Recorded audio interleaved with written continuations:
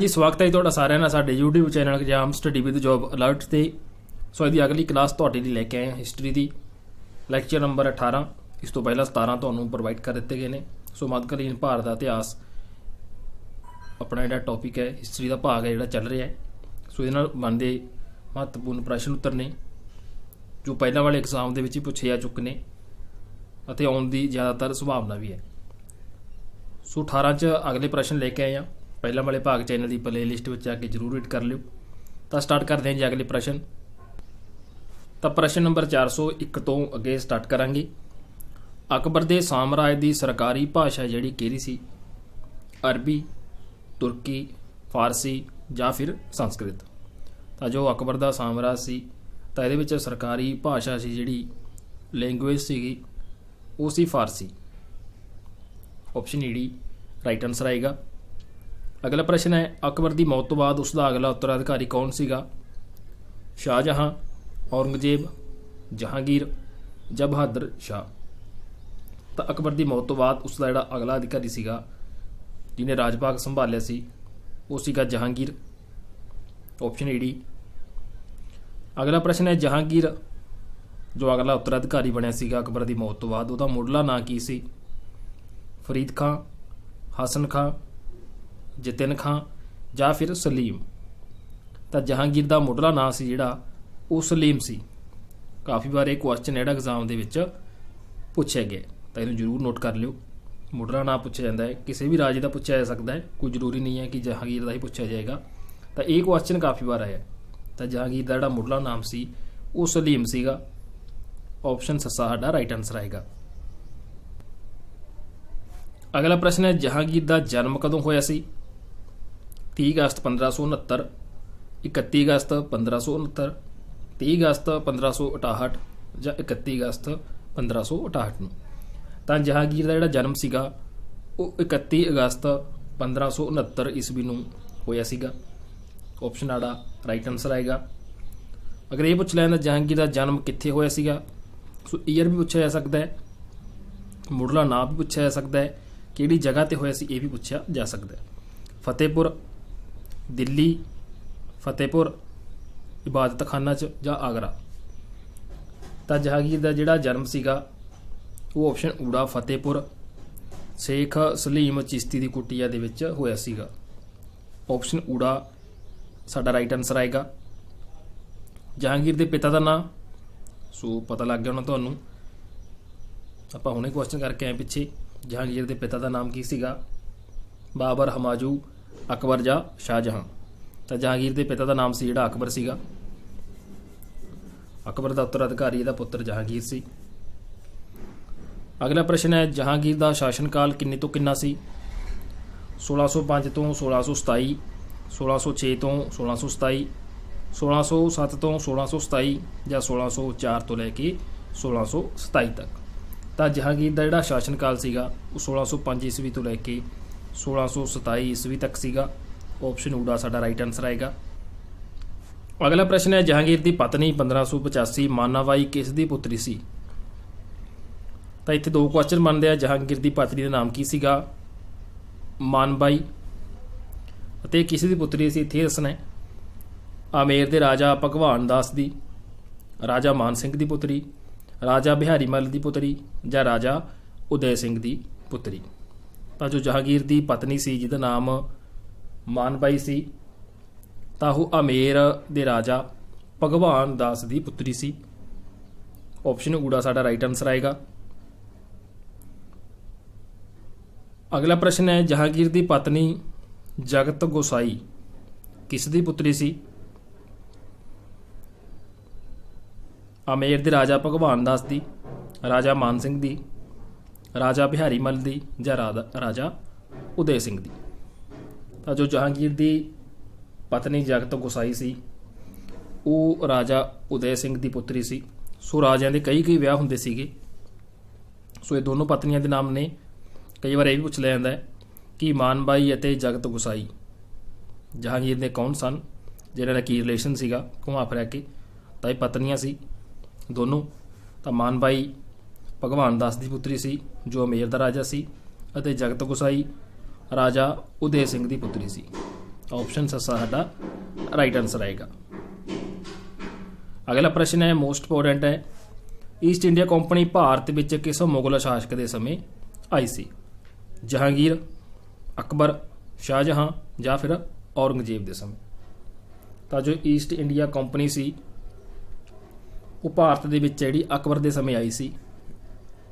अगे जहांगीर ने इहनूं प्रवानगी दे दित्ती सी। इस तो बाद फुट पाओ ते राज करो दी नीति ये कंपनी ने अपना ली सी, व्यापार करन आई सी, पर इसने पूर्ण तौर पर कब्जा सी जिहड़ा कर लिया सी। तो ये क्वेश्चन काफ़ी बार एग्जाम दे विच आया है। अगला प्रश्न है नूरजहां दा मुढ़ला नां की सी? मेहरुनिसा, सलीम बेगम, हमीदा बानो या फिर गुलबदन बेगम? तो नूरजहां दा जिहड़ा मुढ़ला नाम सी वो मेहरुनिसा सी। सो ये क्वेश्चन भी काफ़ी बार आया है। नूरजहां दा मुढ़ला नाम सी जिहड़ा मेहरुनिसा। ऑप्शन ऊड़ा साडा राइट आंसर आएगा। अगला प्रश्न है नूरजहां दा पहला पति कौन सी? ਜਾਂ जहांगीर नाल ਵਿਆਹ ਕਰਵਾਉਣ ਤੋਂ ਪਹਿਲਾਂ ਨੂਰਜਹਾਂ किस दी पत्नी सी? शेर अफगान ਜਿਹਨੂੰ ਅਲੀ ਕੁਲੀ ਕਹਾ ਗਿਆ ਜਾਂਦਾ ਸੀ, ਬਿਹਾਰੀ ਮਲ, ਭਗਵਾਨ ਦਾਸ ਜਾਂ ਮਾਨ ਸਿੰਘ? ਤਾਂ ਨੂਰਜਹਾਂ ਦਾ ਪਹਿਲਾ ਪਤੀ ਜਾਂ ਜਹਾਂਗੀਰ ਨਾਲ ਵਿਆਹ ਕਰਾਉਣ ਤੋਂ ਪਹਿਲਾਂ ਨੂਰਜਹਾਂ ਜਿਸ ਦੀ ਪਤਨੀ ਸੀ ਤਾਂ ਉਹ ਸੀ ਸ਼ੇਰ ਅਫਗਾਨ ਦੀ, ਜਿਹਨੂੰ ਅਲੀ ਕੁਲੀ ਖਾਂ ਕਿਹਾ ਜਾਂਦਾ ਸੀਗਾ। ਆਪਸ਼ਨ ਊੜਾ ਰਾਈਟ ਆਨਸਰ ਆਏਗਾ। ਜਹਾਂਗੀਰ ਅਤੇ ਉਸਦੇ ਪੁੱਤਰ ਖੁਸਰੋ ਵਿਚਕਾਰ ਭੇਰਾਵਾਲ ਦਾ ਜਿਹੜਾ ਯੁੱਧ ਹੋਇਆ ਸੀ ਇਹ ਕਦੋਂ ਹੋਇਆ ਸੀ? ਸੋ ਇੱਥੇ ਦੋ ਕੁਐਸਚਨ ਬਣਦੇ ਆ। ਜਹਾਂਗੀਰ ਅਤੇ ਉਸਦੇ ਪੁੱਤਰ ਖੁਸਰੋ ਵਿਚਕਾਰ ਕਿਹੜਾ ਯੁੱਧ ਹੋਇਆ ਸੀਗਾ? ਤਾਂ ਭੇਰਾਵਾਲ ਦਾ।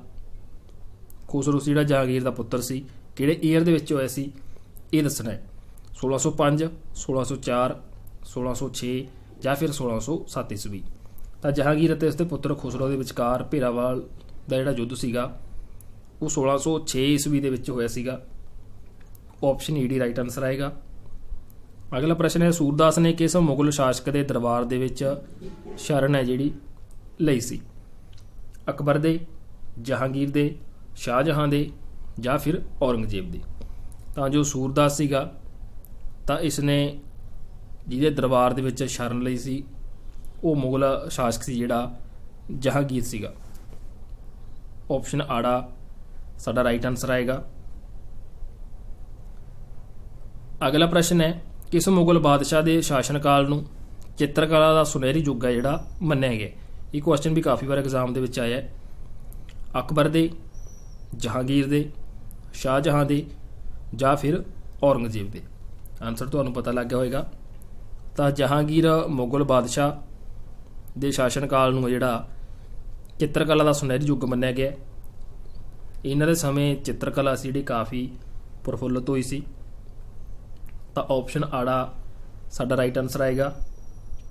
ਅਗਲਾ ਪ੍ਰਸ਼ਨ ਹੈ ਮੁਗਲ ਸਮਰਾਟ ਜਹਾਂਗੀਰ ਅਤੇ ਮੇਵਾੜ ਦੇ ਰਾਣਾ ਅਮਰ ਸਿੰਘ ਵਿਚਕਾਰ ਸੰਧੀ ਸੀ ਜਿਹੜੀ ਕਦੋਂ ਹੋਈ ਸੀ? 1615 ਈਸਵੀ, 1612, 1617 ਜਾਂ 1618 ਈਸਵੀ ਨੂੰ? ਤਾਂ ਮੁਗਲ ਸਮਰਾਟ ਜਹਾਂਗੀਰ ਅਤੇ ਮੇਵਾੜ ਦਾ ਰਾਣਾ ਰਾਜਾ ਸੀ ਜਿਹੜਾ ਰਾਣਾ ਅਮਰ ਸਿੰਘ, ਤਾਂ ਇਹਨਾਂ ਦੇ ਵਿਚਕਾਰ ਜਿਹੜੀ ਸੰਧੀ ਹੋਈ ਸੀ ਉਹ 1615 ਈਸਵੀ ਨੂੰ ਹੋਈ ਸੀ। ਆਪਸ਼ਨ ਊੜਾ ਰਾਈਟ ਆਨਸਰ ਆਏਗਾ।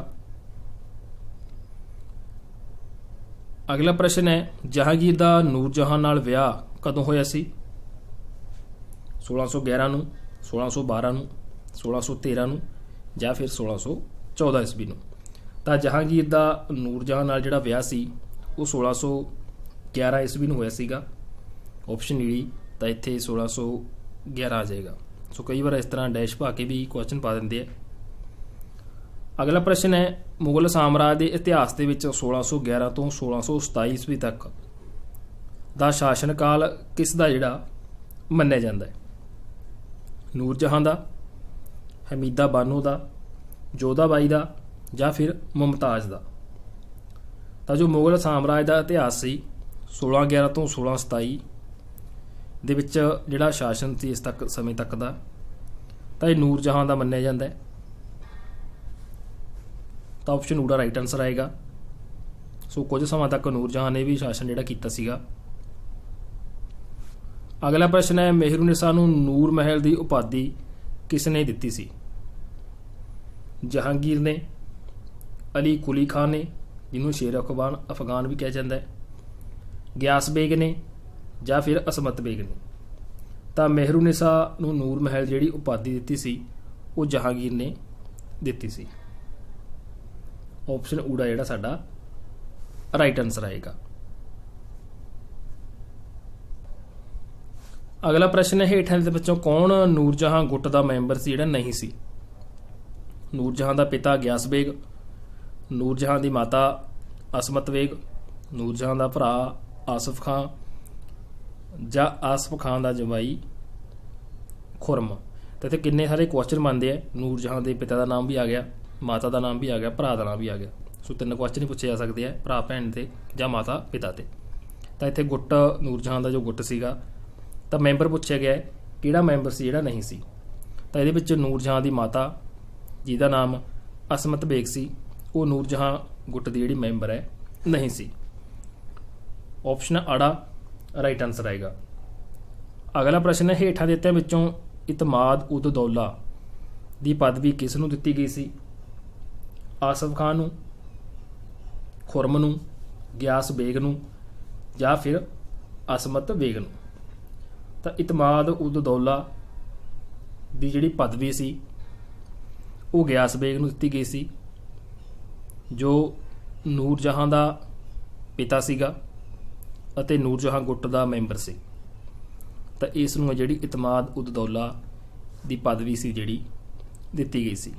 ਆਪਸ਼ਨ ਈਡੀ ਸਾਡਾ ਰਾਈਟ ਆਨਸਰ ਆਏਗਾ। ਅਗਲਾ ਪ੍ਰਸ਼ਨ ਹੈ ਨੂਰਜਹਾਂ ਨੇ ਗਿਆਸ ਬੇਗ ਦੀ ਯਾਦ ਦੇ ਵਿੱਚ ਇਤਮਾਦ ਉਦ ਦੌਲਾ ਦਾ ਮਕਬਰਾ ਜਿਹੜਾ ਕਿੱਥੇ ਬਣਵਾਇਆ ਸੀ? ਦਿੱਲੀ, ਆਗਰਾ, ਲਾਹੌਰ ਜਾਂ ਫਿਰ ਦੀਪਾਲਪੁਰ ਦੇ ਵਿੱਚ। ਤਾਂ ਨੂਰਜਹਾਂ ਨੇ ਗਿਆਸ ਬੇਗ ਜੋ ਨੂਰਜਹਾਂ ਦਾ ਪਿਤਾ ਸੀ, ਇਤਮਾਦ ਉਦ ਦੌਲਾ ਦੀ ਪਦਵੀ ਜਿਹੜੀ ਇਸ ਦੇ ਪਿਤਾ ਨੂੰ ਯਾਨੀ ਕਿ ਗਿਆਸ ਬੇਗ ਨੂੰ ਦਿੱਤੀ ਗਈ ਸੀ। ਤਾਂ ਇਹਦਾ ਜਿਹੜਾ ਮਕਬਰਾ ਸੀਗਾ ਉਹ ਆਗਰਾ ਦੇ ਵਿੱਚ ਬਣਵਾਇਆ ਸੀਗਾ। ਨੂਰਜਹਾਂ ਨੇ ਮਕਬਰਾ ਸੀ ਜਿਹੜਾ ਇਹ ਬਣਵਾਇਆ ਸੀ। ਤਾਂ ਆਪਸ਼ਨ ਆੜਾ ਸਾਡਾ ਰਾਈਟ ਆਨਸਰ ਆਏਗਾ। ਅਗਲਾ ਪ੍ਰਸ਼ਨ ਹੈ ਜਹਾਂਗੀਰ ਨੇ ਸ਼ਾਹਜਹਾਂ ਦੀ ਉਪਾਧੀ ਆਪਣੇ ਕਿਹੜੇ ਪੁੱਤਰ ਨੂੰ ਦਿੱਤੀ ਸੀ? ਖੁਸਰੋ ਨੂੰ, ਖੁਰਮ ਨੂੰ, ਪਰਵੇਜ਼ ਨੂੰ ਜਾਂ ਫਿਰ ਸ਼ਹਿਰ ਯਾਰ ਨੂੰ। ਤਾਂ ਇਹ ਪੁੱਤਰਾਂ ਦੇ ਨਾਮ ਨੇ ਜਹਾਂਗੀਰ ਦੇ। ਅਤੇ ਸ਼ਾਹਜਹਾਂ ਦੀ ਜਿਹੜੀ ਉਪਾਧੀ ਸੀ ਉਹ ਖੁਰਮ ਨੂੰ ਦਿੱਤੀ ਸੀ। ਖੁਰਮ ਇਸ ਦਾ ਪੁੱਤਰ ਸੀਗਾ। ਖੁਸਰੋ ਨਾਲ ਤਾਂ ਬਗਾਵਤ ਹੋਈ ਸੀ, ਸੁਜੋਗ ਸੀ ਜਿਹੜਾ ਖੁਰਮ ਸੀ। ਤਾਂ ਇਸ ਨੂੰ ਸ਼ਾਹਜਹਾਂ ਦੀ ਉਪਾਧੀ ਜਿਹੜੀ ਜਹਾਂਗੀਰ ਨੇ ਦਿੱਤੀ ਸੀ। ਆਪਸ਼ਨ ਆੜਾ ਸਾਡਾ ਰਾਈਟ ਆਨਸਰ ਆਏਗਾ। ਅਗਲਾ ਪ੍ਰਸ਼ਨ ਹੈ ਤੁਝਕੇ ਜਹਾਂਗੀਰ ਦਾ ਲੇਖਕ ਕੌਣ ਸੀ? ਇੰਪੋਰਟੈਂਟ ਕੁਐਸਚਨ ਹੈ। ਜਹਾਂਗੀਰ, ਨੂਰਜਹਾਂ, ਅਕਬਰ ਜਾਂ ਫਿਰ ਸ਼ਾਹਜਹਾਂ। ਤੁਝਕ ਇਹ ਜਹਾਂਗੀਰੀ ਕੁਐਸਚਨ ਸੀ, ਆਨਸਰ ਪਿਆ। ਤਾਂ ਇਹ ਜਿਹੜਾ ਲੇਖਕ ਸੀਗਾ ਜਹਾਂਗੀਰ ਸੀ। ਤੁਝਕੇ ਜਹਾਂਗੀਰੀ, ਜਹਾਂਗੀਰ। ਅਗਲਾ ਪ੍ਰਸ਼ਨ ਹੈ ਈਸਟ ਇੰਡੀਆ ਕੰਪਨੀ ਦਾ ਪ੍ਰਤੀਨਿਧਕ ਕੈਪਟਨ ਵਿਲੀਅਮ ਹਾਕਿੰਜ਼ ਕਿਸ ਮੁਗਲ ਸ਼ਾਸਕ ਦੇ ਸਮੇਂ ਭਾਰਤ ਆਏ ਸੀ? ਤਾਂ ਇੱਥੇ ਵੀ 2 ਕੁਐਸਚਨ ਬਣਦੇ ਆ। ਈਸਟ ਇੰਡੀਆ ਕੰਪਨੀ ਦਾ ਕੈਪਟਨ ਕੌਣ ਸੀਗਾ? ਵਿਲੀਅਮ ਹਾਕਿੰਜ਼। ਤੇ ਕਿਹੜੇ ਮੁਗਲ ਸ਼ਾਸਕ ਦੇ ਸਮੇਂ ਭਾਰਤ ਆਇਆ ਸੀ ਇਹ ਦੱਸਣਾ। ਜਹਾਂਗੀਰ 1608, ਸ਼ਾਹਜਹਾਂ 1636, ਅਕਬਰ 1605, ਬਾਬਰ 1529। ਤਾਂ ਬਾਬਰ ਤਾਂ ਆਏਗਾ ਹੀ ਨਹੀਂ। ਸੋ ਇਹਨਾਂ ਦੋਨਾਂ 'ਚੋਂ ਆਨਸਰ ਬਣੇਗਾ। ਪਹਿਲਾ ਰਾਜ ਅਕਬਰ ਦਾ ਸੀ ਜਿਸ ਸਮੇਂ ਈਸਟ ਇੰਡੀਆ ਕੰਪਨੀ ਆ ਗਈ ਸੀ। ਤਾਂ ਜਹਾਂਗੀਰ ਦੇ ਸਮੇਂ ਇਹ ਜਿਹੜਾ ਵਿਲੀਅਮ ਹਾਕਿੰਜ਼ ਭਾਰਤ ਆਇਆ ਸੀ 1608 ਜੋ ਈਸਟ ਇੰਡੀਆ ਕੰਪਨੀ ਦਾ ਪ੍ਰਤੀਨਿਧੀ ਕੈਪਟਨ ਸੀ। ਤਾਂ ਅੱਗੇ ਇਹਨੇ ਸੂਰਤ ਦੇ ਵਿੱਚ ਫੈਕਟਰੀ ਲਾਉਣ ਦੀ ਪਰਮਿਸ਼ਨ ਦੇ ਦਿੱਤੀ ਸੀ। ਤਾਂ ਇੱਥੋਂ ਅੰਗਰੇਜ਼ਾਂ ਨੇ ਜਿਹੜੀਆਂ ਆਪਣੀਆਂ ਜੜ੍ਹਾਂ ਮਜ਼ਬੂਤ ਕਰਨੀਆਂ ਸ਼ੁਰੂ ਕਰ ਦਿੱਤੀਆਂ ਸੀ। ਸੋ ਆਏ ਵਪਾਰ ਕਰਨ ਸੀ, ਬਹਿ ਕੇ ਕਬਜ਼ਾ ਕਰ ਗਏ ਸੀਗੇ। ਸੋ ਲਗਾਤਾਰ ਦੂਜਿਆਂ ਸ਼ਾਸਕਾਂ ਦੇ ਵਿੱਚ ਫੁੱਟ ਪਾਊ ਨੀਤੀ ਜਿਹੜੀ ਇਹਨੇ ਸ਼ੁਰੂ ਕਰ ਦਿੱਤੀ ਸੀ। ਸੋ ਦੋਸਤੋ ਇਹ ਅਗਲੇ ਭਾਗ ਦੇ ਅਗਲੇ ਮੋਸਟ ਇੰਪੋਰਟੈਂਟ ਕੁਐਸਚਨ ਨੇ। ਸੋ ਵੀਡੀਓ ਚੰਗੀ ਲੱਗੇ ਲਾਈਕ ਕਮੈਂਟ ਤੇ ਅੱਗੇ ਵੱਧ ਤੋਂ ਵੱਧ ਸ਼ੇਅਰ ਜ਼ਰੂਰ ਕਰ ਦਿਆ ਕਰੋ। ਸੋ ਮਿਲਦੇ ਹਾਂ ਜੀ ਅਗਲੇ ਭਾਗ ਦੇ ਵਿੱਚ ਅਗਲੇ ਨਵੇਂ ਪ੍ਰਸ਼ਨਾਂ ਨਾਲ। ਉਦੋਂ ਤੱਕ ਲਈ ਧੰਨਵਾਦ।